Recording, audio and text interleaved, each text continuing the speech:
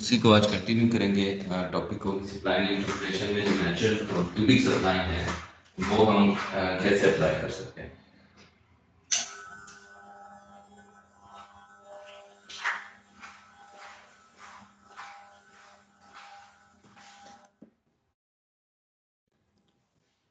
Supply interpretation में हमने अपनी डिस्कशन जो है वो कंक्लूड की थी एट अ पॉइंट के जी हमारे पास नेचुरल सप्लाई एंड इंटरप्रिटेशन जो है वो कैसे अप्लाई होती है और उससे हम पॉलिनोमियल कैसे कंस्ट्रक्ट कर सकते हैं। आज हम देखते हैं कि हमें जो कंडीशंस हैं सप्लाई एंड इंटरप्रिटेशन की, जो कि हमने यहाँ पे अप्लाई की थी कि सप्लाई जो है ये 4 कंडीशंस जो हैं वो मेट करता है पॉलिनोमियल। ये कंडीशंस अप्लाई करने की ज़रूरत नहीं रहती। हम डायरेक्टली मैट्रिक्स की मदद से भी सप्लाई एंड इंटरप्रिटेशन परफॉर्म कर सकते हैं। मैट्रिक्स की मदद से कैसे परफॉर्म कर सकते हैं वो हम आज देखते हैं। सो फर्स्ट ऑफ ऑल वो करने के लिए हम यहाँ पे एक जनरल सप्लाई इंटरप्रिटेशन कंस्ट्रक्ट कर लेते हैं ऑन अ जनरल इंटरवल। तो लेट्स से कि मेरे पास इंटरवल है ए टू बी, हमारी डोमेन है, और डोमेन में हमने एक सब इंटरवल कंसीडर कर लिया है एक्स जे टू एक्स जे प्लस वन, और एक सब इंटरवल हमने इसके साथ एडजेसेंट कंस्ट्रक्ट कर लिया है X J plus one to X J plus to. अब इस सब इंटरवल पे हमारे पास सप्लाई डिफाइन होती है एस जे ऑफ एक्स, और इस सब इंटरवल पे हमारे पास सप्लाई डिफाइन होती है s j plus one of x. अब ये जो सप्लाई पोलिनोमियल है एस जे ऑफ एक्स, ये हमारे पास है a J plus B J time x minus x j. आपको याद होगा कि जब हम सप्लाई पोलिनोमियल लिखते हैं तो हम यहाँ पे सप्लाई पोलिनोमियल लिखते थे एक्स माइनस एक्स जे, यानी कि जो आपका starting point of the interval होता था उसका डिफरेंस लिखते हैं।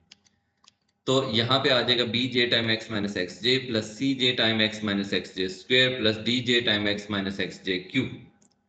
और जितने हमारे पास नंबर ऑफ सब इंटरवल्स बनते हैं उतने ही हमारे पास सप्लाई पोलिनोमियल बनेंगे। तो आप देखें कि अगर मेरे पास total n plus one data points हों तो उस केस में हमारे पास जो नंबर ऑफ सब इंटरवल्स बनेंगे then there will be n sub intervals. उस केस में हमारे पास जो है वो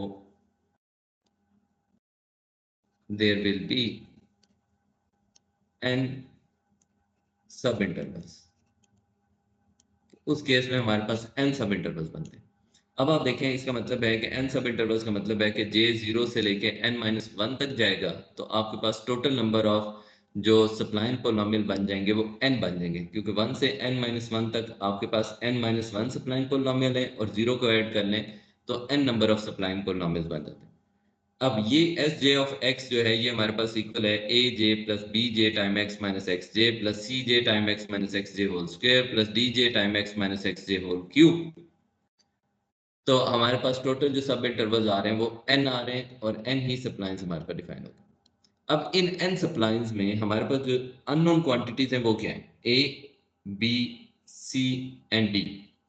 हर सप्लाइंग पोलिनोमियल में 4 अननोन्स हैं। इसका मतलब है अगर हमारे पास टोटल n सप्लाइंस होंगी तो नंबर ऑफ अननोन्स जो हो जाएंगे 4n हो जाएंगे। हम ये 4n कॉन्स्टेंट्स जो हैं ये डिटरमिन करना चाहते हैं। अब ये 4n कॉन्स्टेंट्स डिटरमिन करने के लिए हमें 4n इक्वेशंस रिक्वायर्ड है, क्योंकि आप जानते हैं कि जितने नंबर ऑफ अननोन्स होते हैं अगर उतनी ही नंबर ऑफ इक्वेशंस आपके पास हों तो आप यूनिक सॉल्यूशन डिटरमिन कर सकते हैं। अब यहाँ पे सबसे पहले हर सप्लाइंग पोलिनोमियल के लिए मस्ट है कि वो गिवन डाटा पॉइंट को सेटिस्फाई करे। अब आप देखें कि अगर मेरे पास डाटा पॉइंट है X naught, X one, X two and so on, X N minus one, X N, और इसके करस्पॉन्डिंग फंक्शन वैल्यूज हैं F of X naught, F of X one, F of X two and so on, F of x N minus one and F of x N. तो उस case में आपके पास जो spline define होनी है X not से x one पे हमारे पास एक सप्लाइन डिफाइन होनी है एस नॉट, एक्स वन से एक्स टू पे एस वन हो जाएगी। इसी तरह यहाँ पे हमारे पास लास्ट में S n minus one spline बन जाएगी। अब ये जो सप्लाइन है ये इस इंटरवल पे तमाम डेटा पॉइंट्स को सेटिस्फाई करती है। इसका मतलब है कि एस नॉट की वैल्यू एक्स नॉट पे एफ ऑफ एक्स नॉट होनी चाहिए, और एस नॉट की वैल्यू एक्स वन पे एफ ऑफ एक्स वन होनी चाहिए। नाउ इसका मतलब है कि जनरली जो भी सप्लाइन है वो इनिशियल पॉइंट ऑफ इंटरवल पे फंक्शन की वैल्यू के इक्वल है। तो मैं ये लिख सकता हूं कि एस जे यानी कि generally s j spline at the initial point of the interval x j is equal to the function value at x j. Okay, जब आप इस सप्लाइन में x की जगह एक्स जे सब्सटीट्यूट करेंगे तो ये क्या हो जाएगा, x J minus x J will be zero. इसका मतलब है ये नेक्स्ट टू टर्म्स भी जीरो हो जाएंगी। तो हमारे पास एक टर्म सर्वाइव करेगी जो कि इक्वल होगी ए जे के, और ए जे की वैल्यू इक्वल आ जाएगी एफ ऑफ एक्स जे की फॉर जे जीरो से लेके n माइनस वन तक। नाउ यू कैन सी, इसका मतलब है कि हर सप्लाइन पोलिनोमियल का जो फर्स्ट कांस्टेंट कोफिशिएंट है ए, वो हमने डिटरमिन कर लिया। इन एडिशन टू दैट आप देखें कि ये जो लास्ट सप्लाइन हमने डिफाइन की है एस एन माइनस वन, इससे नेक्स्ट अगर कोई इंटरवल होता तो एस एन में हमारे पास ये लास्ट जो पॉइंट होता ये भी सेटिस्फाई करता है डेटा पॉइंट को, क्योंकि हमने इनिशियल तो सारे ले लिए एक्स नॉट से लेके एक्स एन माइनस वन तक, लेकिन लास्ट वाले को भी तो सेटिस्फाई करना जरूरी है। तो इसका मतलब ये है कि हमारे पास यहां से एक एडिशनल टर्म आ जाएगी a n is equal to f of x N. तो इसका मतलब ये हो गया कि ए नॉट से लेके ए एन तक तमाम के तमाम कोफिशिएंट्स जो हैं वो हमने डिटरमिन कर लिए। अब ये कितने हमें मिलेंगे, एन यहां से मिलेंगे, एक ये है, तो इसका मतलब है टोटल नंबर ऑफ अननोन्स जो हम इक्वेशंस बना पाए हैं वो हमारे पास होगी N plus one equations in total. अब हमें 4n में से n प्लस वन को माइनस कर दें तो आपके पास 3n माइनस वन इक्वेशन बच जाते हैं। अब आ जाते हैं कि मजीद हम क्या कंडीशन अप्लाई कर सकते हैं। नेक्स्ट हमने ये कहा है कि वो पॉइंट जिस पे दो सप्लाइंस ज्वाइन टुगेदर होती हैं, कनेक्ट होती हैं, उन दोनों सप्लाइंस की वैल्यू आपस में इक्वल होनी चाहिए। यानी कि एस नॉट की वैल्यू x1 पे एस वन की वैल्यू एट x1 पे इक्वल होनी चाहिए। तो इसका मतलब क्या हो गया, इसका मतलब ये हो गया जो पॉइंट है कॉमन बिटवीन टू कंसेक्टिव सप्लाइंस, वहां पे सप्लाइंस इक्वल होती हैं। अब मैं अगर इन दो कंसेक्टिव सप्लाइंस की बात करूं तो ये दोनों सप्लाइंस जो हैं इनका जो कॉमन पॉइंट आ रहा है that is x J plus one. इन दोनों की वैल्यू एक्स जे प्लस वन पे इक्वल होनी चाहिए। तो I can write it down s j plus one, x J plus one पे इसकी वैल्यू इक्वल होनी चाहिए s j at x J plus one पे। इसका मतलब क्या हो गया, इसका मतलब ये हो गया कि हमने एस जे सप्लाइन जो कि यहाँ पे डिफाइन की है और s j plus one spline उसमें x की जगह एक्स जे प्लस वन सब्सटीट्यूट करना है। तो s j plus one spline बनेगी क्या, आपको पहले S j plus one spline लिखनी है। तो इसका मतलब है जे की जगह हमें यहाँ जे प्लस वन से रिप्लेस कर देना चाहिए।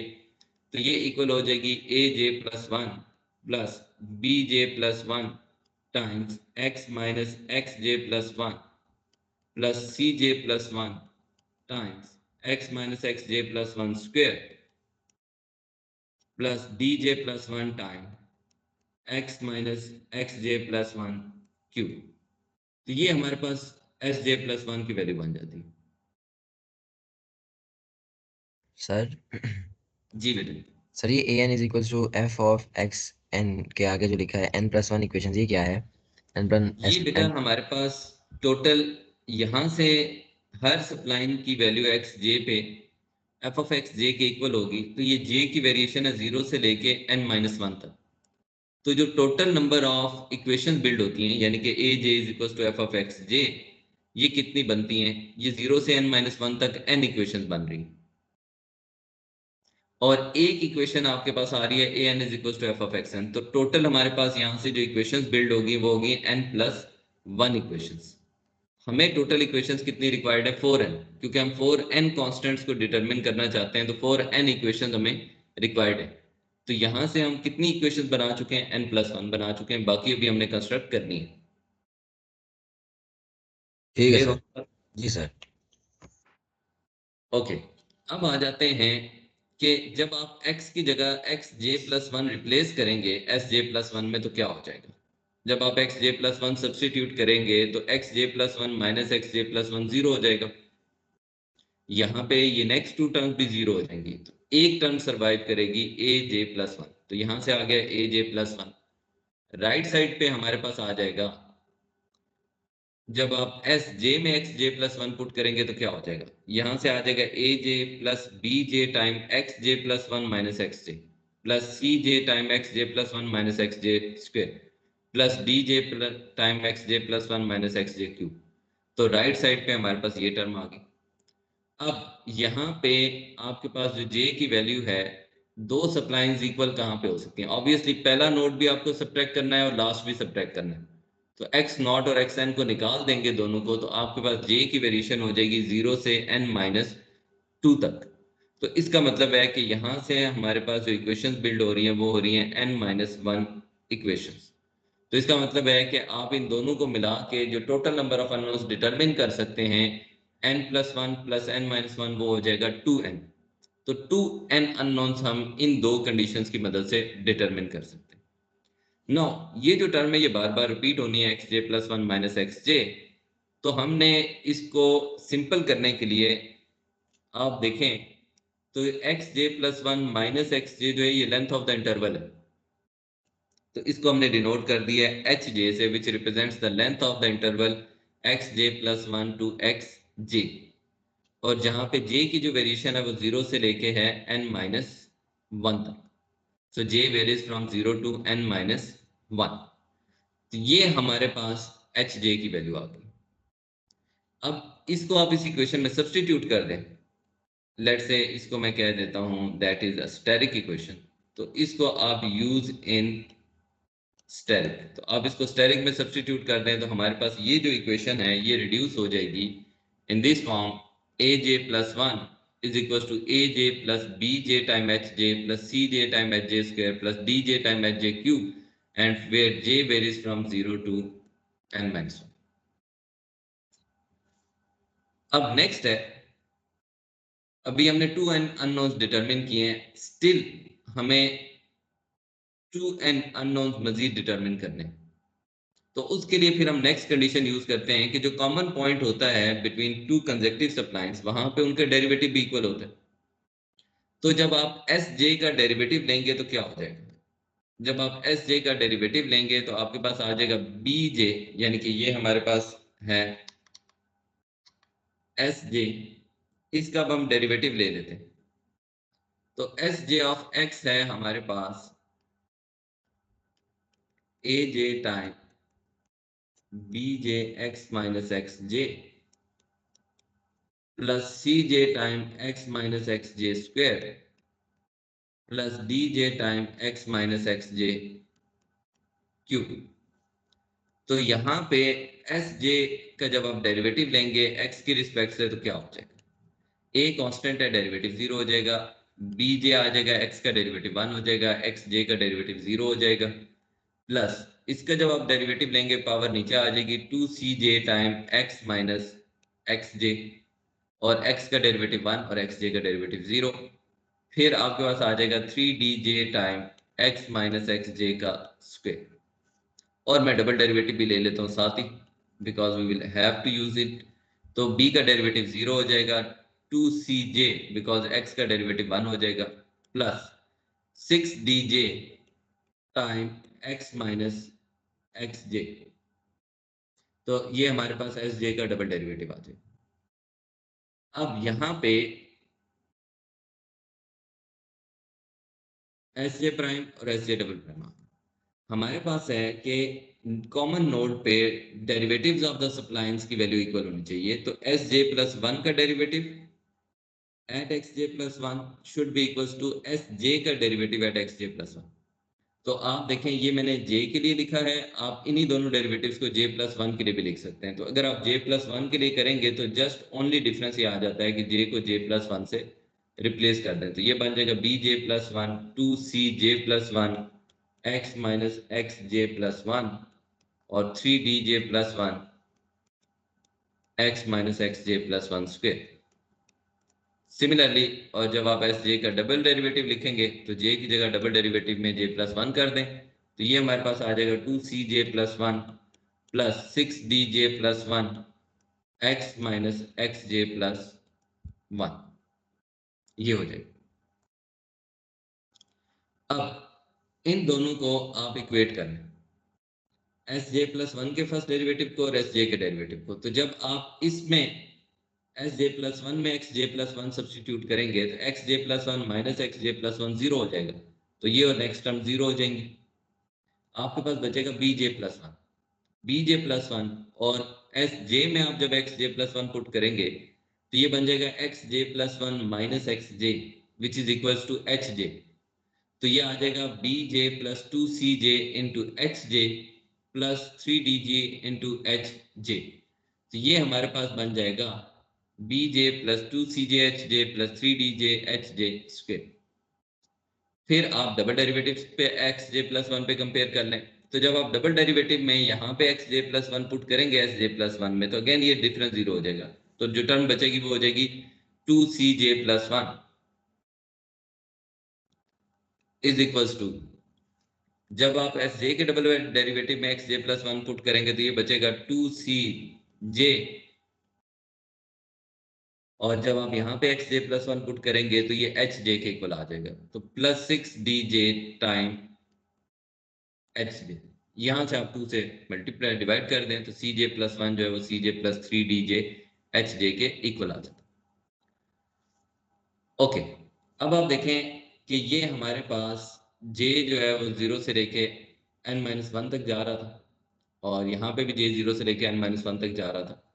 तो यहाँ पे सॉरी जे जीरो से लेके एन माइनस टू तक जा रहा है डेरिवेटिव के केस में। तो आपके पास two n minus two unknowns यहाँ से कैलकुलेट होंगे, दो अननोन्स रह जाएंगे। वो कैसे कैलकुलेट होते हैं उनकी हम बाद में बात करते हैं, फिलहाल ये देख लेते हैं।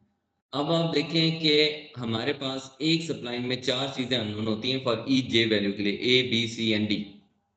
हमने चार ही इक्वेशन कंस्ट्रक्ट कर लिए। अब मैं उन चार इक्वेशंस को नंबरिंग कर लेता हूँ। Let's say this is asterisk one, ये इक्वेशन है स्टेरिक वन। हमारे पास अनदर इक्वेशन बन गई है this one which is asterisk two. एक इक्वेशन ये बन गई है स्टेरिक थ्री, और एक इक्वेशन ये बन गई है स्टेरिक फोर। चार इक्वेशन बन गए हैं और चार ही हमारे पास वैल्यूज हैं A B C and D की। तो हम सॉरी मेथड ऑफ एलिमिनेशन से इन चारों की वैल्यू कैलकुलेट कर सकते हैं। कैसे? ए की वैल्यू मुझे पता है, इस इक्वेशन में बी भी अपीयर हो रहा है, सी भी हो रहा है, डी भी हो रहा है। तो मैं यहां से ये जो इक्वेशन है इसमें से बी को सेपरेट कर लेता हूँ। तो मेरे पास बी जे इक्वल आ जाएगा one by H J time A J plus one minus A J minus H J by three time two C J plus one. ये कैसे आ गया? आपने इस इक्वेशन से बी को सेपरेट किया है और यहाँ पे डी की वैल्यू यहाँ से कैलकुलेट की है। तो अगर इस इक्वेशन से मैं डी की वैल्यू कैलकुलेट करूँ डी जे, तो इसकी वैल्यू मेरे पास आ जाएगी c J plus one minus c j divided by three times h j. तो ये जो डी की वैल्यू है ये आपने यहाँ पे सब्सटीट्यूट कर दी, डी की वैल्यू यहाँ पे सब्सटीट्यूट की और फिर बी को सेपरेट किया, तो आपके पास ये इक्वेशन आ गई। अब आप देखें डी भी इन टर्म्स ऑफ सी आ गया, बी जो है वो in term of a and c आ गया, और d in term of c आ गया। तो इसका मतलब है कि हम तमाम टर्म्स को अगर देखें तो ए की वैल्यू नॉन हो गई है, बी को हमने ए और सी की टर्म्स में लिख लिया है, और डी को सी की टर्म्स में लिख लिया। तो इसका मतलब है ए नॉन है, अगर हम सी की वैल्यू डिटरमिन कर लेंगे तो हम इन तमाम चारों अननोन्स की वैल्यू डिटरमिन कर सकते हैं। अब यहाँ पे थोड़ी सी लिटिल मॉडिफिकेशन करते हैं, और वो ये करते हैं कि बी का जो इंडेक्स है उसको जे के बजाय जे माइनस वन पे ले जाते हैं। रीजन क्या है? रीजन ये है कि आप देखें कि जब आप बी जे की वैल्यू फाइंड करते हैं तो यहाँ पे राइट साइड पे ए जे प्लस वन और सी जे प्लस वन आता है, और अब जब जे की वैल्यू एन पुट करेंगे तो यहाँ पे एन प्लस वन और एन प्लस वन आ जाएगा। तो टू अवॉइड दैट कि हम अपने डोमेन से बाहर ना जाएं, हम इसको बी जे माइनस वन भी लिख लेते हैं। तो ये हमारे पास बन जाएगा one divided by H J minus one a j, यानी कि आपने वन का डिफरेंस ले लिया, जे को जे माइनस वन से रिप्लेस कर दिया, तो ये हमारे पास टर्म बन जाएगी। अब बी जे की वैल्यू आ गई, बी जे माइनस वन की वैल्यू आ गई। आप ये देखें ये इक्वेशन है आपके पास स्टेरिक थ्री, ये इक्वेशन कनेक्ट कर रही है बी सी एंड डी को। तो यहां से हम डी की वैल्यू सब्सटीट्यूट कर दें इसमें, तो ये कनेक्ट करने लग जाएगी बी और सी को। इसका मतलब बी भी सी के टर्म्स में आ जाएगा, डी तो ऑलरेडी सी के टर्म्स में, बी भी इन टर्म्स ऑफ सी आ जाएगा। तो यहां से इस इक्वेशन में अगर हम देखें तो B J plus one is equal to B J plus H J times C J plus 1, यानी कि यही वैल्यू जो है वो हमने यहाँ पे यूटिलाइज की हुई है, जो डी की वैल्यू है यहाँ पे इन स्टेरिक 3 में यूज किया और यहाँ पे इन स्टेरिक 2 में यूज किया। तो ये हमारे पास इक्वेशन बन गई। अब इस इक्वेशन में हम बी जे प्लस 1 और बी जे की वैल्यू सब्स्टिट्यूट कर देते हैं। तो रेदर देन कि हम j प्लस 1 के लिए लिखें, वंस अगेन हम इसको लिख सकते हैं j is equal to B J minus 1 plus H J minus 1 times C J minus 1 plus C J. J minus 1 में इंडेक्स को रिप्लेस कर लिया j को j माइनस 1 से। तो हमारे पास ये जो इक्वेशन है ये b और c का कनेक्शन है। अब यहाँ से आप b की वैल्यू सब्स्टिट्यूट कर दें तो आपके पास b जो है वो in terms of a and c आ जाएगा और ये भी c हो जाएगा। तो फाइनली हमारे पास ये इक्वेशन बन जाती है for j is equal to 1 to n minus 1 तक। अब ये जो इक्वेशन है ये कनेक्ट किस किस को कर रही है, इसमें दो ही क्वांटिटीज हैं, c's हैं या a's हैं। a's तो हमें नॉन है तो a's को हम टुवर्ड्स राइट ले जाएंगे और c वाली जो क्वांटिटी है उनको टुवर्ड्स लेफ्ट लिख लेंगे क्योंकि उनकी वैल्यू हमारे पास अननोन है। तो ये हमारे पास एक सिस्टम ऑफ इक्वेशन बन गया है जिसका ऑर्डर है n माइनस 1। ये आपके पास n माइनस 1 इक्वेशन बन रही है 1 से लेके n माइनस 1 तक। ये n माइनस 1 इक्वेशंस जो हैं ये कनेक्ट कर रही हैं c को a के साथ और a ऑलरेडी हमें नोन है, यानी कि नोड्स पे जो फंक्शन वैल्यू है वही a की वैल्यू है। तो a तो नोन हो गया, वो उन वैल्यूज की मदद से हम c कैलकुलेट कर सकते हैं। c मिल जाएगा तो आप देखें हम यहाँ पे वापस सब्स्टिट्यूट करके d की वैल्यू निकाल सकते हैं। c मिल गया, a मिल गया, d मिल गया, b रह गया। b में आप a और c की वैल्यू सब्स्टिट्यूट कर दें तो आपको b की वैल्यू मिल जाएगी। तो इवेंचुअली इसका मतलब है a J B J C J D J हमने चारों अननोन्स की वैल्यू जो है वो डिटरमिन कर ली। अब इस इक्वेशन को, ये जो इक्वेशन हमने एच जे माइनस 1 वाली लिखी है, इस इक्वेशन को हम एक्सपेंड करके लिखते हैं। यहाँ पे एक स्लाइड ऐड कर लेते हैं और उस पे हम इसकी मैट्रिक्स फॉर्म बिल्ड करने की कोशिश करते हैं कि वो हमारे पास क्या बन जाती है। तो फर्स्ट ऑफ ऑल हम सेम इक्वेशन को वहां से प्रीवियस इक्वेशन कॉपी कर लेते हैं। H J minus 1 C J minus 1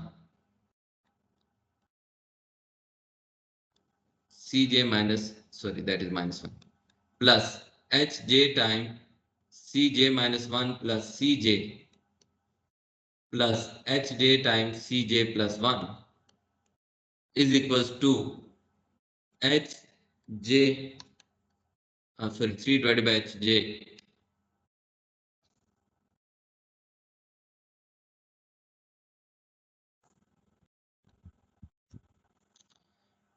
3 divided by hj time aj plus 1 minus aj minus 3 divided by hj time hj minus 1 time aj minus aj minus 1। तो ये हमारे पास equation बन रही है j is equal to 1 to n minus 1 तक। इस equation को expand करते हैं, j 1 के लिए करें तो क्या बन जाएगी, h not c naught plus h 1, oh my God, sorry sorry बेटा, ये मैंने कॉपी गलत कर लिया, ये h और इनटू cj था, I wrote it other way around. तो पहले इसको करेक्ट कर लेते हैं। अच्छा सर, हम अभी तक वो प्लस में लिख रहे थे, इसको माइनस में लिखने की जरूरत क्या पड़ी थी? ये b को जो इंडेक्स हमने रिड्यूस किया था। यस सर, यहाँ से जो इंडेक्स कम किया है। आप देखें कि जब आप यहाँ पे j प्लस 1 इंडेक्स में चले जाते हैं ना तो आपके पास j की वेरिएशन थी 0 से लेके n माइनस 1 तक। तो आप जब जाएंगे जी तो यहाँ पे आपके पास bn आ जाएगा। जब मैं लास्ट पुट करूंगा n माइनस 1 पुट करूंगा तो किसकी वैल्यू आ जाएगी, bn की आ जाएगी। ऐसे ही है। जी ऐसे ही है। लेकिन आपका जो लास्ट सप्लाइंग पोलिनोमियल बनना है उसमें b की वैल्यू क्या होगी, bn माइनस 1, क्योंकि j की लास्ट इंडेक्स वैल्यू थी n माइनस 1। अच्छा अच्छा, अब राइट साइड पे क्या हो जाएगा, राइट साइड पे यहाँ पे आप देखोगे तो ये भी सी जे प्लस 1 हो रहा है, तो इसका मतलब है यहाँ भी सी एन आने लग जाएगा। तो ठीक है। प्रॉब्लम ये बन जाएगा कि हम अपने डोमेन से नेक्स्ट कुछ वैल्यूज हैं जो हमें रिक्वायर्ड हो जाएंगी, यानी कि उससे नेक्स्ट पोलिनोमियल जहाँ पे पोलिनोमियल डिफाइन नहीं है, तो उसको अपनी डोमेन में रखने के लिए हमने जे के इंडेक्स को रिड्यूस कर दिया। क्या आप देखें, पहले जे की वेरिएशन थी 0 से n-1 तक। जब आपने जे को j-1 से रिप्लेस किया तो अब ये हो गया 1 से लेके n-1 तक, एक उसमें से स्किप हो गया 0। सर तो 0 तो हमारी उस वो इंटरवल के अंदर आ नहीं रहा था हमारी नहीं, डोमेन जब में। आप जे को j-1 करोगे लेफ्ट साइड पे, तो राइट साइड पे भी हर एक में से -1 करोगे ना, हाँ जी, तो एक स्टेप पीछे आ जाओगे ना। सही है। यानी कि ये इंडेक्स -1 से स्टार्ट होना चाहिए ना सुलन। तो जब आप -1 करते जाओगे तो ये इंडेक्स हो जाएगा -1, फिर 0, 1, 2 और n-2 तक। ठीक है, तो इंडेक्स नेगेटिव नहीं होता। तो टू मेक श्योर कि हमारी इंडेक्सिंग पॉजिटिव रहे, टोटल तो n-1 इंडेक्स होना चाहिए ना, एक इंडेक्स निकल जाएगा। तो हमने उसको किससे स्टार्ट कर दिया, यानी कि रेदर देन कि मैं लिखता -1, 0, 1 से लेके ये n-2 तक जाए। देखें तो ये टोटल तो n-1 टर्म्स ही बननी है, तो मैंने इसमें क्या कर दिया, इसको 1 से लेके n-1 तक लिख लिया। ठीक है सर। क्लियर होगी बात, ये कंफ्यूज हो गए? नहीं सर, काफी हद तक क्लियर है। अच्छा, तो ये वजह है कि हमें वो जे के इंडेक्स को j-1 में रिप्लेस करना पड़ गया। ठीक। अब यहाँ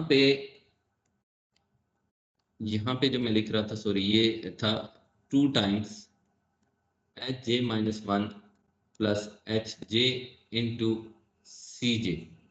तो अब जब आप इसमें j1 पुट करेंगे तो ये आ जाएगा 2 टाइम्स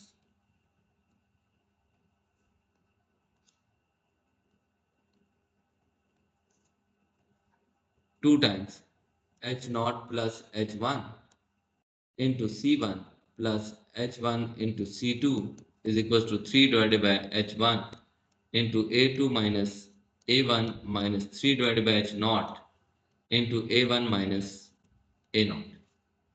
फिर आप J की वैल्यू 2 पुट कर दें तो आपके पास आ जाएगा H1 into C1 plus 2 times H1 plus H2 times C2 plus H2 times C3 is equals to 3 divided by H2 times A3 minus A2 minus 3 divided by H1 times A2 minus A1। फिर आप J इसमें 3 put कर दें तो आपके पास आ जाएगा H2 into C2 plus 2 times H2 plus H3 into C3 plus H3 into C4 is equals to 3 divided by H3 times A4 minus A3 minus 3 divided by H2 times A3 minus A2। अब सो हम चलते जाएं, last put कर दें j is equal to n-1 तो क्या बन जाएगा h। जब आप j की जगह n-1 पुट करेंगे तो यहाँ आ जाएगा n-2, hn-2 cn-2 plus 2 times hn-2 plus hn-1 times cn-1 plus hn-1 times cn is equal to, यानी कि ये फॉलो थ्रू हो रही है सारी टर्म्स एज इट इज। तो यहाँ पे हमारे पास आ जाएगा 3 डिवाइडेड बाय, जब आप j की जगह n-1 पुट करेंगे तो n-1 times an-1 minus 3 divided bye hn-2 into an-1 minus an-2। ये बन जाता है। आप देख सकते हैं कि एक सिस्टम ऑफ इक्वेशन बन गया। इस सिस्टम ऑफ इक्वेशन में पहली इक्वेशन में 3 टर्म्स अपीयर हो रही हैं, C0, C1 एंड C2। बाकी नेक्स्ट में C1, C2, C3, उससे नेक्स्ट में C2, C3, C4, उससे नेक्स्ट में सोन चलते जाएंगे। तो हमें नजर ये आ रहा है कि पहली इक्वेशन में C0, C1, C2 के कोफिशिएंट नॉन जीरो हैं, बाकी C3 से लेके Cn तक, क्योंकि ये कपल्ड सिस्टम ऑफ इक्वेशन बन रहा है। C1, C2 यहाँ पे भी अपीयर हो रहे हैं, इसमें भी हो रहे हैं, C2, C3 इसमें भी हो रहे हैं, नेक्स्ट में भी हो रहे हैं, तो ये कपल्ड सिस्टम ऑफ इक्वेशन बन रहा है। इस कपल्ड सिस्टम ऑफ इक्वेशन में जो पैटर्न फॉलो हो रहा है वो ये हो रहा है कि पहली इक्वेशन में C0, C1, C2 के कोफिशिएंट नॉन जीरो है, नेक्स्ट में C1, C2, C3 के कोफिशिएंट नॉन जीरो है, उससे नेक्स्ट में C2, C3, C4 के कोफिशिएंट नॉन जीरो है। तो एक एक स्टेप वो आगे जाते जा रहे हैं फर्स्ट ऑफ ऑल। फिर कोफिशिएंट में भी एक पैटर्न है H0, फिर 2 time H0 plus H1 plus H1। तो इसका मतलब ये हो गया कि अगर हम यहाँ पे देखें तो ये जो हमारे पास मैट्रिक्स बन रही है J is equal to n minus one, इसको अगर हम लिखें यहाँ पे तो ये क्या बन जाएगी? मैं एक इक्वेशन इसमें से छोड़ देता हूँ, फर्स्ट और लास्ट डेलिबरेटली छोड़ रहा हूँ फॉर सम रीजन।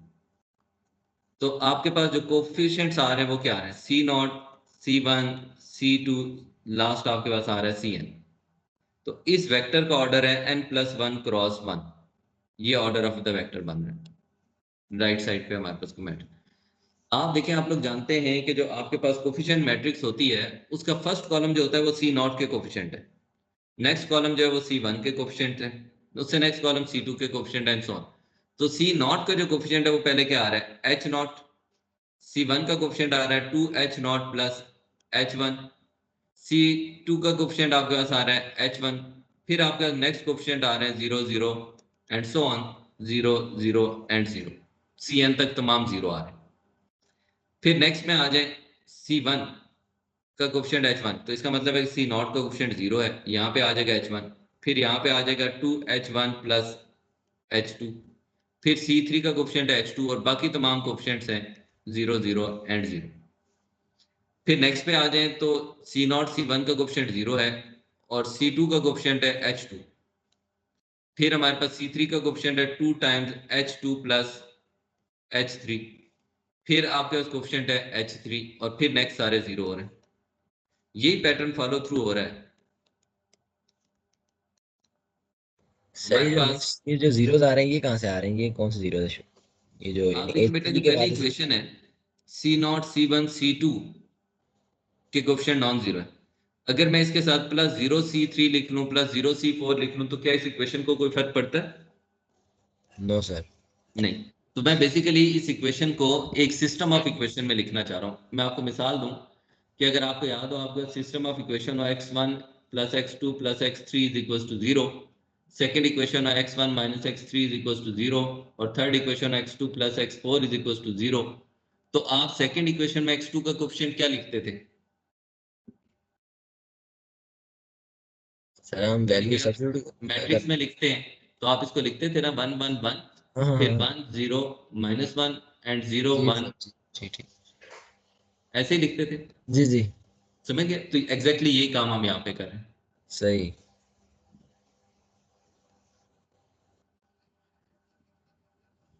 अच्छा, अब आप आ जाए कि जब हम n-1 करते हैं तो फिर क्या बन जाएगा हमारे पास पैटर्न? n-1 के केस में हमारे पास जो पैटर्न बन रहा है वो ये बन रहा है कि आपके पास hn-2 cn-2 का कोफिशिएंट है, cn-1 और cn, यानी कि last three term cn-2 cn-1 and cn, बाकी तमाम टर्म्स के कोफिशिएंट 0 है। तो ये 0 0 0 0 0 एंड 0, इसका कोफिशिएंट हमारे पास आ रहा है hn-2। n-1 का कोफिशिएंट आ रहा है hn-2 प्लस hn-1 और लास्ट का कोफिशिएंट हमारे पास आ रहा है hn-1। ये वाला मैं रब करके दोबारा लिख देता हूँ, मे बी आपको विजिबल ना हो।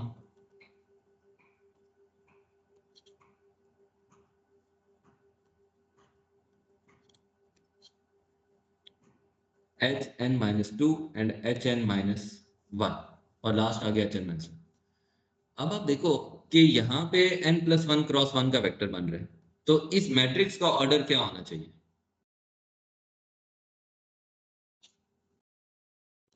इसके कॉलम्स कितने होने चाहिए कि ये इसके साथ मल्टीप्लाई हो सके?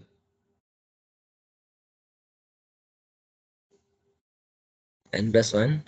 n+1, ये कंफर्मेबल फॉर मल्टीप्लिकेशन हो गया अगर इसके कॉलम जो n+1। तो इसका मतलब है कि हमें n+1 इक्वेशंस चाहिए थी टू मेक श्योर कि ये हम सिस्टम ऑफ इक्वेशन लिख सकें, लेकिन यहाँ पे तो n-1 इक्वेशन है, हमें दो इक्वेशन स्टिल रिक्वायर्ड है। वो दो इक्वेशन कहाँ से आएंगी? एक आएगी अगर हम नेचुरल सप्लाइन की बात करें, तो नेचुरल सप्लाइन में हमारे पास कंडीशन थी कि S0 का double derivative at x0 should be 0 और Sn-1 का double derivative at xn should be equal to 0। Last spline का double derivative at the end point और फर्स्ट सप्लाइन का double derivative at initial point 0 होना चाहिए। तो जब आप एस नॉट का double derivative at x naught लेते हो तो क्या हो जाएगा? डबल डेरिवेटिव जब हमने लिया हुआ है तो ये हमारे पास वैल्यू है। तो जब आप यहाँ पे डबल डेरिवेटिव लेंगे और x की जगह x नॉट पुट करेंगे तो क्या होगा? इसमें अगर मैं j 0 कर दूं तो ये बन जाता है s not double prime eight x not. मेरे पास आ जाएगा 2c not plus 6d not time x not minus x not. तो ये टर्म 0 हो जाएगी, ये इक्वल आ जाएगा 2c naught. Similarly s n minus one double prime का डेरिवेटिव एट एक्स एन जो है ये हमारे पास, ये भी इक्वल आ जाएगा हमारे पास 2cn के, sorry s n double prime at x n का डेरिवेटिव जो है वो आ जाएगा 2cn के। तो ये हमारे पास एक इक्वेशन बन गई 2c नॉट और ये इक्वेशन है 2cn। अब यहाँ से अगर आप पुट कर रहे हैं तो ये आंसर आ रहा है 2c naught should be equal to 0। और अगर हम इसको n माइनस वन के इंस्टेड आप एस एन ही कंसिडर कर लें तो यहाँ पे हमारे पास आ जाएगा 2cn इज इक्वल टू 0। तो यहाँ से अगर मैं इसको सिंप्लीफाई करूँ तो c नॉट 0 आ रहा है और cn 0 आ रहा है। तो ये दो इक्वेशन आ गई।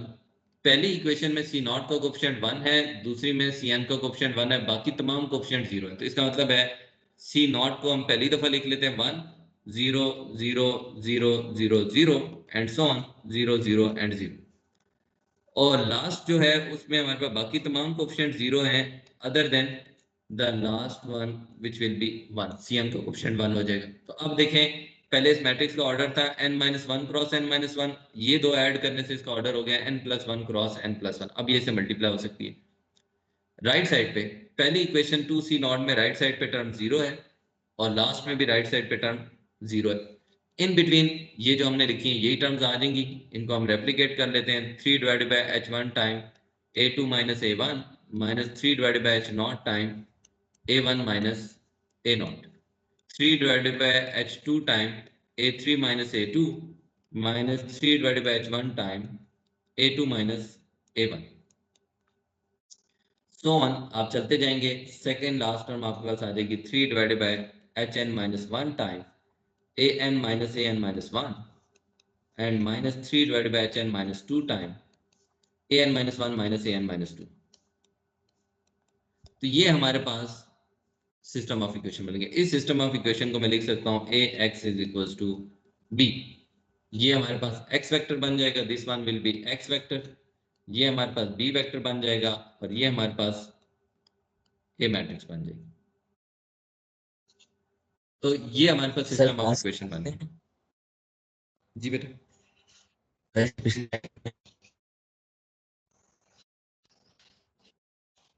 आपकी कोई क्वेरी है? हेलो।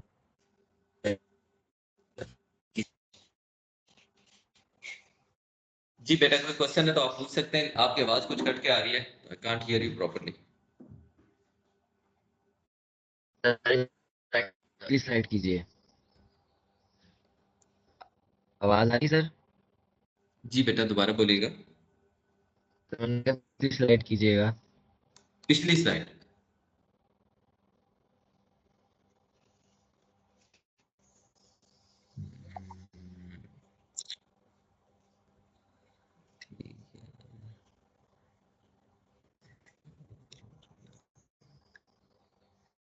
सर यानी हमने जो डबल डेरिवेटिव वाली इक्वेशन थी इसके अंदर पहले एक्स जीरो पुट किया और फिर एक्स एन पुट किया।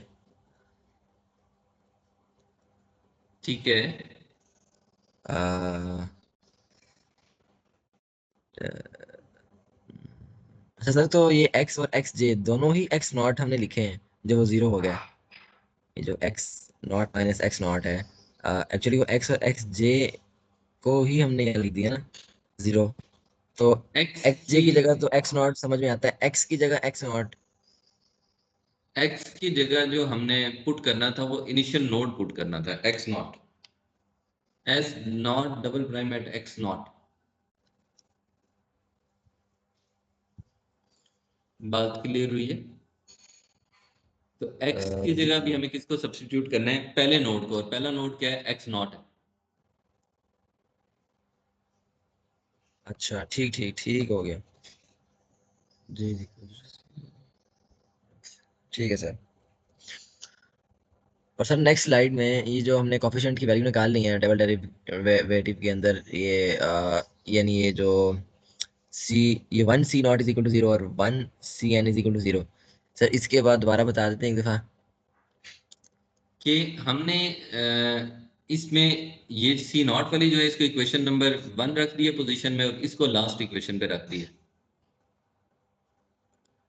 अब आप देखें कि इसमें सी नॉट का कोफिशिएंट 1 है, बाकी सी 1 से लेके सी एन तक तमाम कोफिशिएंट 0 है इस इक्वेशन में लेफ्ट साइड पे, तो वो तमाम 0 हो गए। राइट हैंड साइड पे इक्वल टू 0 है, तो राइट हैंड साइड पे जस्ट इक्वल आ गया 0 के। यानी कि अगर आप इस वेक्टर को, रो को इस कॉलम से मल्टीप्लाई करें तो क्या ये इक्वेशन बन जाएगी?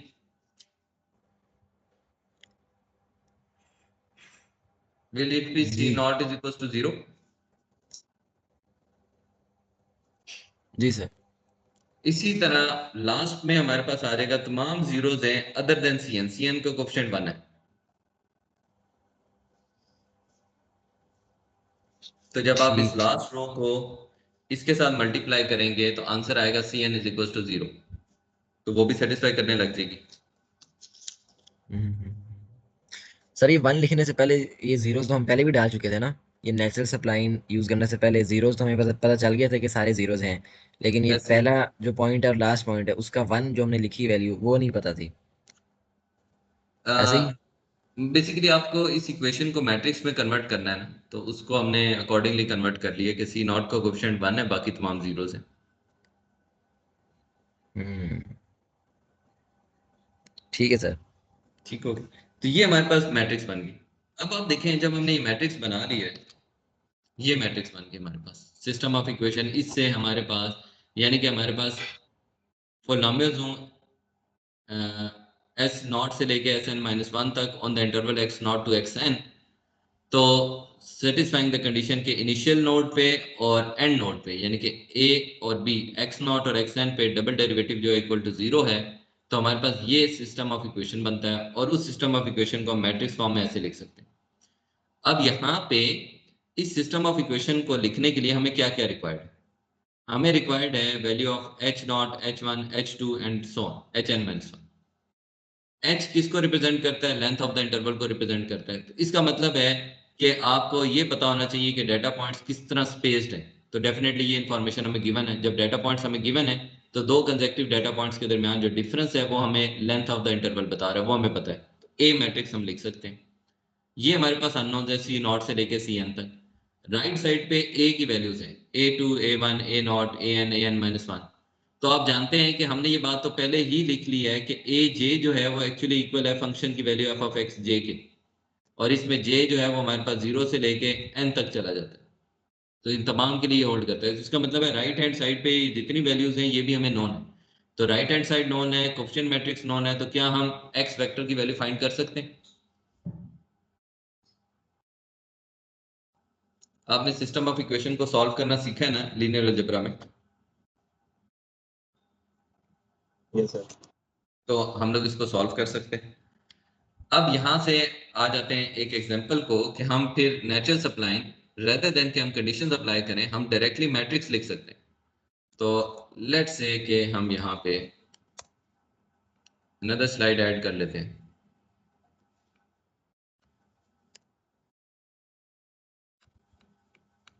और अब नेचुरल सप्लाइन के लिए इसको लिखते हैं।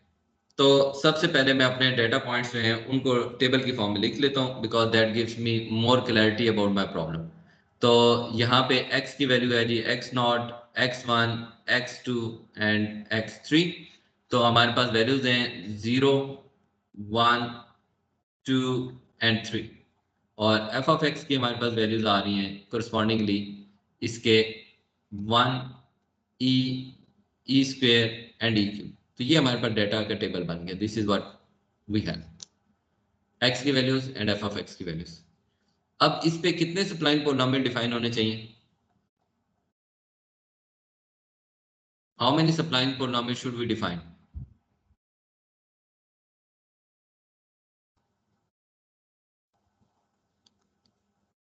जी बेटा, इस डेटा पे कितने सप्लाइन पोलिनोमियल डिफाइन होने चाहिए? 3। 3, नहीं 2। क्योंकि तीन सब 0 और इंटरवल्स हैं। तो एस नॉट ऑफ एक्स हमारे पास इक्वल होता है a naught plus b naught time x minus x naught. What is x naught here? 0, तो x minus 0 plus c naught time x minus 0 square plus d naught time x minus 0 cube.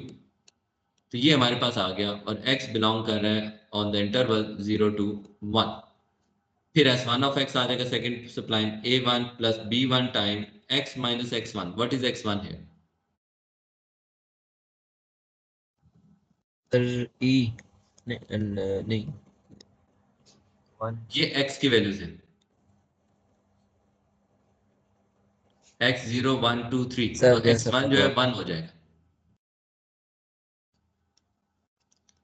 तो यहाँ पे आ जाएगा c1 x minus 1 square plus d1 time x minus 1 cube और x belong करेगा on the interval 1 to 2।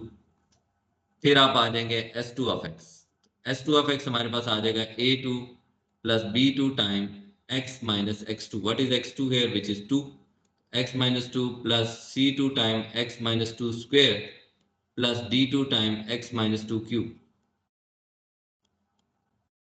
here x belong करता है आपके पास इंटरवल 2 to 3। तो ये हमारे पास सप्लाइन बन गई। 3 सप्लाइन हैं, इसमें 12 अननोन्स हैं, इनकी वैल्यू हम कैलकुलेट करना चाहते हैं। अब हम अपने लिए मैट्रिक्स का सिस्टम लिखते हैं। तो a x is equal to b. A का ऑर्डर क्या होना चाहिए? What will be the order of a? जब हमारे पास n डेटा पॉइंट्स थे, सॉरी n+1 डेटा पॉइंट्स थे, तो ए मैट्रिक्स का ऑर्डर क्या था? x नॉट से लेके xn तक आपके पास टोटल n+1 डेटा पॉइंट्स थे, तो मैट्रिक्स ए का ऑर्डर क्या था?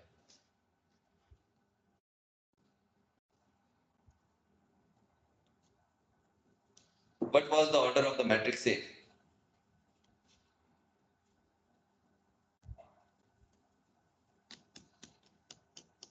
जी बेटा, क्या ऑर्डर था? ये हमने अभी तो डिस्कस किया था। n+1 into n+1 n+1।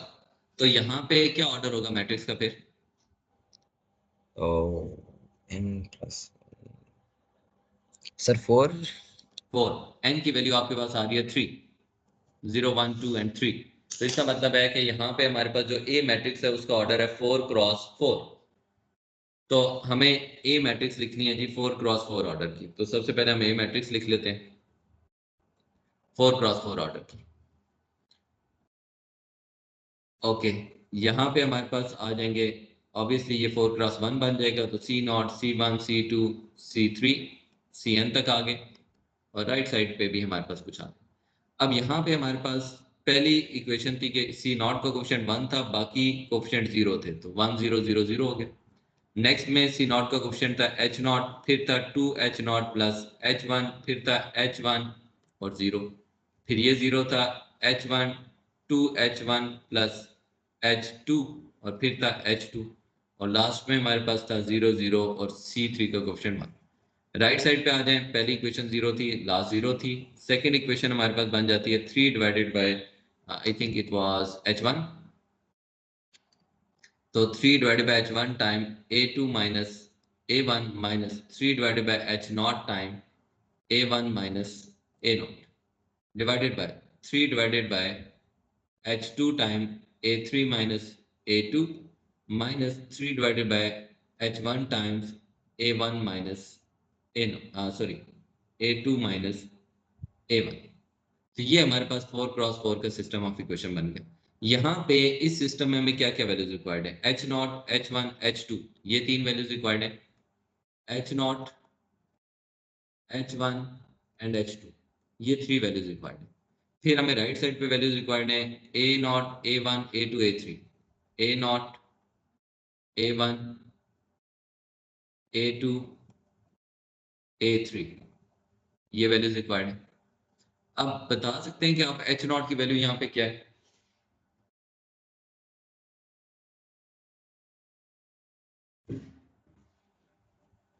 h बच्चों किसको डिनोट कर रहे हैं यहाँ पे? x n+1 minus x length of the interval को डिनोट करता है। तो फर्स्ट इंटरवल जो है उसकी लेंथ है h नॉट।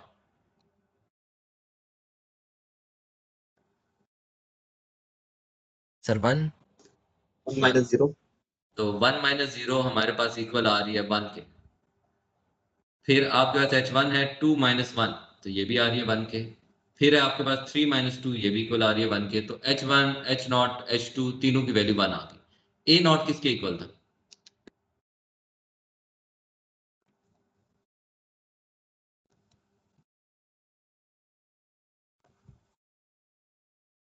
A0 किसके इक्वल था?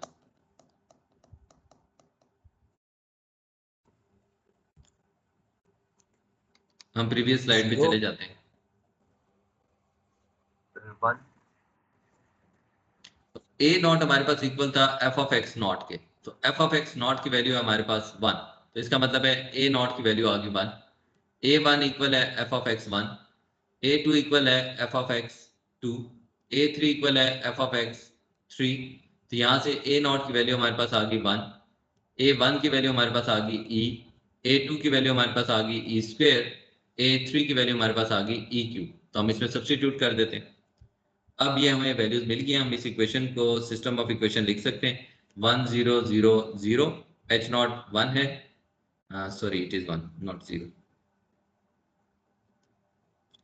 ये हमारे पास 1 है, यहाँ पे 2 1 + 1 2 4 हो जाएगा, 2 × 2 4 1 4 1 0 0 1 4 1 आ जाएगा, लास्ट में आ जाएगा 0 0 0 1। तो हमने वैल्यू सब्स्टिट्यूट कर दी into C0 C1 C2 C3। Right side पे हमारे पास आ जाएगा, फर्स्ट रो 0 हो जाएगी, 3 डिवाइडेड बाय H1 की वैल्यू 1 ही है। A2 व्हाट इज A2 जी? e square minus e, value substitute कर दी, -3 टाइम e - 1, फिर आ जाएगा -3 time e cube minus e square, -3 time a square minus e, और लास्ट इक्वेशन आ गई 0। तो यहाँ से आपका C0 = 0 आ रहा है, C3 = 0 आ रहा है, दो वैल्यूज तो नॉन हो चुकी हैं। C1 और C2 के लिए हम यहाँ से सॉल्व कर सकते हैं। C2, तो इसके लिए हमें इसको सॉल्व करना पड़ेगा। जब आप C0 और C2 3 की वैल्यू पुट करेंगे 0, और यहाँ से इन दो इक्वेशंस में आपके पास C1 और C2 रह जाएगा, तो आप इसको मेथड ऑफ एलिमिनेशन या किसी भी मेथड से सॉल्व करें, तो हमारे पास C1 की वैल्यू आ रही है 0.7568 और C2 की वैल्यू आपके पास आ रही है 0.583। तो C3 0 है, C0 0 है, तो C's की वैल्यूज तो आ गई, C0 C1 C2 C3 चारों वैल्यूज हमारे पास आ गई। आप देखें इन सप्लाइंस में क्या क्या मिसिंग था। A0 A1 A2, B0 B1 B2, C0 C1 C2, D0 D1 D2। A0 A1 A2 की वैल्यू नॉन है, यहाँ से C0 C1 C2 की वैल्यू हम इसको सॉल्व करके कैलकुलेट कर लेंगे। अब बच गया B0 और D0, इनकी वैल्यूज कैसे कैलकुलेट करनी है? तो उनकी वैल्यूज कैलकुलेट करने के लिए वो जो रिलेशन हमने B की इन टर्म्स ऑफ A और C लिखी थी, वो रिलेशन हम यहाँ पे यूज कर लेंगे, और इसमें आप J की वैल्यू पुट कर देंगे 1 2 एंड 3। तो जब आप J1 पुट करेंगे तो आपके पास इक्वल आ जाएगी वैल्यू B0 की, और इसको आप सब्स्टिट्यूट कर दें यहाँ पे J की जगह 1, तो यहाँ पे आ जाएगा 1/H0 A1 minus A0 minus H0/3 2C0 + C1। तो ये आपके पास बन जाएगी, ये आपके पास वैल्यू आ गई B0 की। फिर आप J1 पुट कर दें तो आपके पास B1 की वैल्यू आ जाएगी, J2 पुट कर दें आपके पास B2 की वैल्यू आ जाएगी। तो ये हमारे पास आ गया B1 और ये हमारे पास आ गई B2। अब आ जाए, इसका मतलब है B0 B1 B2 भी नॉन हो गए, एक ही क्वांटिटी अननोन रह गई D। तो D की वैल्यू हम यहाँ से कैलकुलेट करते हैं। DJ हमारे पास इक्वल आ जाता है CJ + 1 minus CJ divided by 3HJ। आप चाहें तो यहाँ पे J 0 से स्टार्ट कर लें और D0 D1 D2 की वैल्यू कैलकुलेट कर लें, और अदर वे अराउंड ये हो सकता है कि आप इसका इंडेक्स भी J - 1 में कन्वर्ट कर लें। तो DJ - 1 कर लें तो CJ - 1 डिवाइडेड बाय 3HJ - 1। तो अब J की वैल्यू जो है वो यहाँ पे हो जाएगी 1 2 एंड 3। इस केस में अगर आप करेंगे तो J की वैल्यू होगी 0 1 एंड 2। तो यहाँ पे आप फिर इस रिलेशन से अगर फाइंड करते हैं तो J1 आ जाएगा, J2 पुट कर दें और J3। तो आप देखें जब आप J1 पुट करेंगे D0 = C1 माइनस J की वैल्यू 1 है, C1 minus C0 divided by 3H0। तो यहाँ पे वैल्यूज पुट कर दें, C1 C0 H0 की D0 की वैल्यू आ जाएगी, सिमिलरली D1 और D2 की वैल्यू आ जाएगी। तो D0 नॉन हो गया, D1 नॉन हो गया, D2 नॉन हो गया, तो आपके पास तमाम सप्लाइन के कोएफिशिएंट्स नॉन हो गए। तो यहाँ पे ये आपके पास सप्लाइन पॉलिनोमियल बन गया। आपने नेचुरल क्यूबिक सप्लाइन में A0 B0 C0 फिर A1 B1 C1 D1 A2 B2 C2 D2 की वैल्यू सब्स्टिट्यूट कर देनी है, तो ये आपके पास सप्लाइन पॉलिनोमियल कंस्ट्रक्ट हो जाएगा। अब ये जो सप्लाइन पॉलिनोमियल हमने कंस्ट्रक्ट किया है, ये एग्जांपल थी जिसमें हम डील करना चाह रहे थे e raise to power x को, एक्सपोनेंशियल को। तो अगर हम एक्सपोनेंशियल का ग्राफ ड्रा करें और सप्लाइन का, नेचुरल सप्लाइन का ड्रा करें, तो हमें क्या नजर आ रहा है? हमें नजर ये आ रहा है कि नेचुरल सप्लाइन का ग्राफ जो है वो वेरी क्लोज ओवरलैपिंग ग्राफ है एक्सपोनेंशियल ग्राफ के, और उसके बड़े नेबरहुड में ये उसके दाएं बाएं मूव कर रहे हैं। तो इसका मतलब ये हो गया कि हमने एक अच्छी सप्लाइन इंटरपोलेशन डेवलप कर ली है फॉर एक्सपोनेंशियल फंक्शन की। अगर आपको याद हो तो जब हमने एक्सपोनेंशियल की टेलर सीरीज एक्सपेंशन की थी, तो हमने देखा था कि जैसे जैसे आप ओरिजिन से दूर मूव करते जाते हैं, ये दोनों ग्राफ में गैप्स जो है वो बढ़ता जाता है। बट नेचुरल सप्लाइन के केस में आप देखें कि ग्राफ में अगर गैप बढ़ता भी है थोड़े टाइम के लिए, तो वो दोबारा क्लोजर होने लग जाता है। रीजन, क्योंकि सप्लाइन के लिए मस्ट है कि इन नोड्स पे वो वापस फंक्शन की वैल्यू को क्या कर रही होती है, सेटिस्फाई कर रही होती है। तो इसका मतलब है कि फार अवे इन दोनों में डिस्टेंस इंक्रीज नहीं हो सकता। अगर आप चाहते हैं कि ये फर्दर बेटर हो जाए, तो इसके नंबर ऑफ सब इंटरवल्स को इंक्रीज कर दें, तो ये जो डिस्टेंस आपको नजर आ रहा है ये फर्दर क्या होता जाएगा, रिड्यूस होता जाएगा। लेकिन ऑब्वियसली उसकी कॉस्ट भी है, उतने ही नंबर ऑफ अननोन्स भी हमारे पास ज्यादा हो जाएंगे। तो ये हमारे पास नेचुरल सप्लाइन का प्रॉब्लम हो गया कि जिसमें हमने मैट्रिसेस की मदद से डायरेक्टली सप्लाइन इंटरपोलेशन लिख ली है और इसमें कंडीशंस जो हैं वो अप्लाई नहीं की। तो हमने लास्ट लेक्चर में जो एग्जांपल की थी वो कंडीशंस की मदद से सॉल्व की थी। आज हमने पहले जनरल कंडीशन की मदद से मैट्रिक्स बना लिया एक जनरल, और फिर उस मैट्रिक्स में इन वैल्यू सब्स्टिट्यूट करके एच और ए की हमने सप्लाइन इंटरपोलेशन जो है वो कंस्ट्रक्ट कर ली। तो ये हमारे पास नेचुरल सप्लाइन का जो है वो कंप्लीट हो गया। इसके हवाले से कोई क्यूरी है तो बेटा आप लोग पूछ सकते हैं। सर लास्ट स्लाइड करते हैं। Yes sir.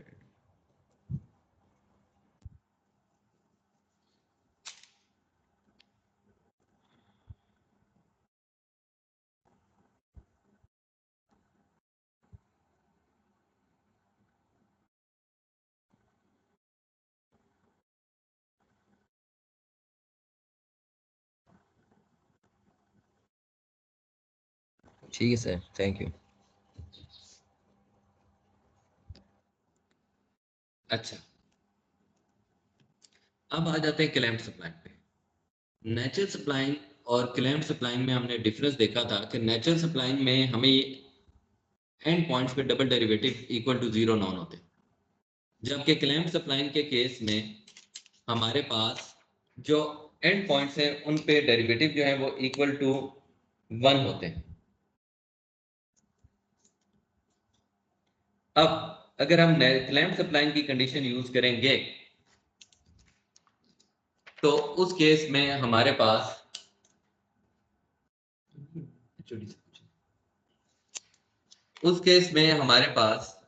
जब हम क्लैम्प्ड सप्लाइन की कंडीशन यूज करते हैं, तो हमारे पास एंड पॉइंट्स पे डेरिवेटिव जो है वो गिवन होता है। यानी कि क्लैम्प्ड और नेचुरल में फर्क ये है कि नेचुरल के केस में हमारे पास एंड पॉइंट पे डबल डेरिवेटिव 0 होता है, जबकि क्लैम्प्ड के केस में हमें एंड पॉइंट पे डेरिवेटिव की वैल्यू जो है वो गिवन होती है F prime at x not.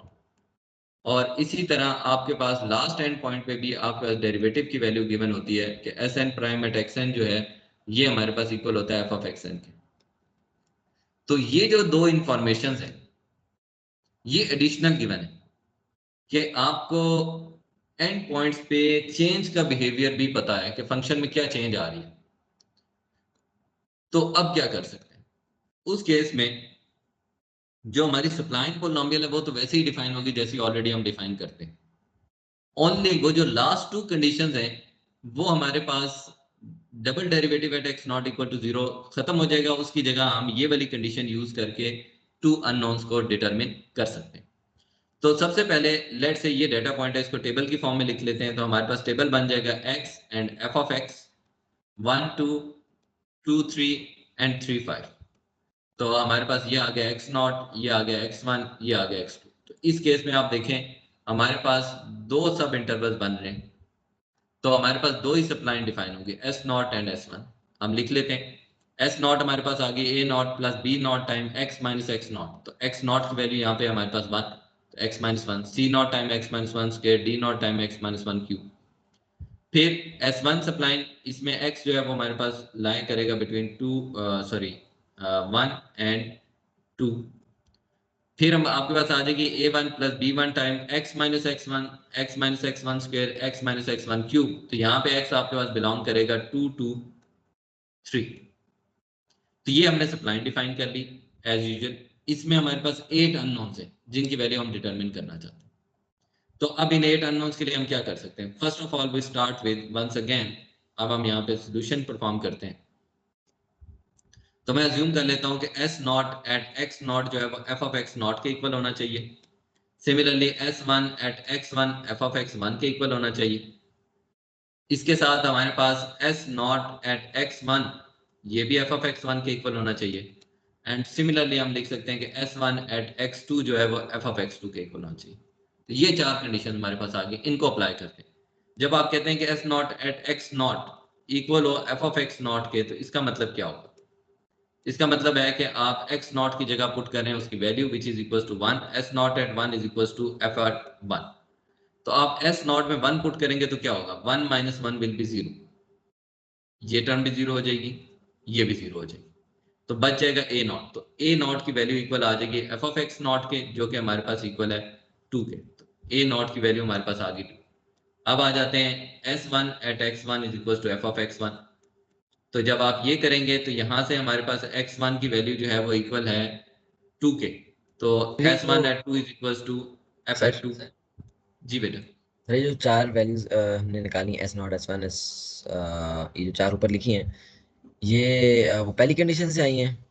पहली कंडीशन से आई है कि गिवन डाटा पॉइंट्स को सप्लाइंग पोलिनोमियल सेटिस्फाई करते हैं। आप देखें एस नॉट पे दो एंड पॉइंट्स हैं, 2 एंड 3, सॉरी 1 एंड 2।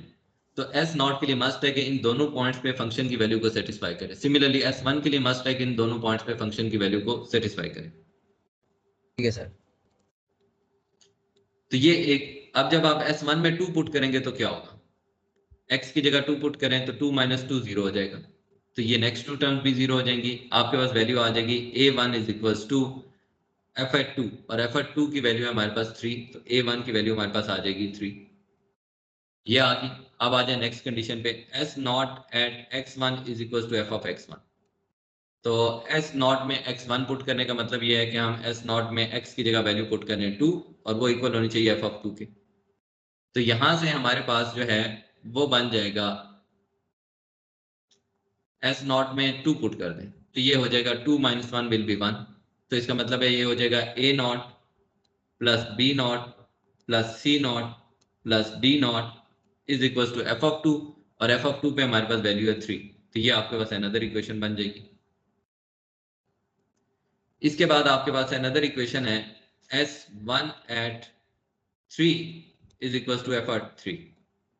तो आप S1 में x की जगह 3 पुट कर दें तो 3 माइनस 2 1 हो जाएगा, ये भी 1 हो जाएगा, ये भी 1 हो जाएगा। तो हमारे पास बन जाएगा a1 plus b1 plus c1 plus d1 is equal to f of 3, और वो हमारे पास इक्वल है 5 के। तो ये आपके पास अनदर इक्वेशन बन गई, यानी कि यहाँ पे हमने यूज कर लिया है s1 at x2 is equal to f at x2। तो चार इक्वेशन आपने बना ली, इसका मतलब है चार अननोन्स फाइंड हो गए, चार रहते हैं। अब आप आ जाए, ये तो हमने चार यूज कर ली फंक्शन की वैल्यू वाली। अब सप्लाइन की वैल्यू कॉमन नोड्स पे इक्वल होनी चाहिए। तो यहाँ पे कॉमन नोड क्या है? 2। तो इसका मतलब है कि एस नॉट की value at x1 should be equals to s1 value at x1, which means that I am saying कि s नॉट की वैल्यू एट 2 जो है वो इक्वल होनी चाहिए s1 की वैल्यू एट 2 पे। तो s नॉट में जब 2 पुट करते हैं तो क्या होगा? a naught plus b not time 2 minus 1 1। तो ये आंसर आ जाएगा आपके पास a naught plus b naught plus c naught plus d not. और s1 में जब 2 पुट करेंगे तो ये 0 हो जाएगा, ये भी 0 हो जाएगा, ये 0 हो जाएगा, a1 बच जाएगा। तो a1 बच जाएगा, ये हमारे पास एक इक्वेशन आ जाएगी। This will be one equation. फिर आप आ जाएं कि इसके डेरिवेटिव भी इक्वल होने चाहिए कॉमन नोड्स पे। एस नॉट का डेरिवेटिव एंड s1 का डेरिवेटिव x1 पे इक्वल होना चाहिए। तो यहाँ पे अगर हम, ये तो हमने s नॉट लिखा है, इसका डेरिवेटिव भी लिख लें s नॉट का, तो हमारे पास डेरिवेटिव की वैल्यू क्या बन जाती है? s नॉट प्राइम की डेरिवेटिव की वैल्यू हमारे पास आ जाएगी, that will be equals to b naught plus c naught time x minus 1 plus 3d naught time x minus 1 square. और इसके डबल डेरिवेटिव की वैल्यू आप ले लें क्योंकि वो भी हमें रिक्वायर्ड होगी, तो आ जाएगी 2c not plus 6d not time x minus 1। Similarly s1 के भी हम डेरिवेटिव लिख सकते हैं, तो s1 का जो फर्स्ट डेरिवेटिव है उसकी वैल्यू आ जाएगी b1 plus 2c1 time x minus 2 plus 3d1 time x minus 2 square. और जब आप इसके डबल डेरिवेटिव की वैल्यू ले लेंगे तो वो आपके पास आ जाएगी 2c1 plus 6d1 time x minus 2। तो ये हमारे पास बन जाती है। अब यहाँ पे आप s नॉट के डेरिवेटिव में x की जगह x1 पुट कर दें, तो x1 पुट करने का मतलब है कि हम 2 पुट कर रहे हैं और s1 में भी 2 पुट कर रहे हैं। तो जब आप 2 पुट करेंगे तो क्या हो जाएगा, s नॉट में 2 पुट कर दें डबल डेरिवेटिव फर्स्ट डेरिवेटिव में, तो b naught plus 2c not plus 3d not, b naught plus 2c not plus 3d not. और जब s1 में फर्स्ट डेरिवेटिव में आप 2 पुट करते हैं तो आपके पास आंसर आ जाता है, ये दोनों टर्म 0 हो जाएंगी, b1 के इक्वल आ जाएगी। तो ये हमारे पास वैल्यू आ जाएगी, एक इक्वेशन आ जाएगी। फिर आप डबल डेरिवेटिव पे कंपैरिजन कर लें, S not double prime eight x1 and s1 double prime eight x1, तो ये हमारे पास आ जाएगी S not double prime eight 2, s1 double prime eight 2। इन दोनों में सब्सटीट्यूट कर दें, तो जब यहाँ करेंगे तो आपके पास आ जाएगा 2c not plus 6d not, 2 minus 1 will be 1, और इक्वल टू राइट साइड पे आ जाएगा। जब s1 में 2 पुट करेंगे तो ये 0 हो जाएगा, 2c1 के इक्वल आ जाएगा। तो आप देखें यहाँ पे आपके पास 1 2 3 4 5 6 7 अननोन्स हमने डिटरमिन कर ली। अच्छा, इनमें से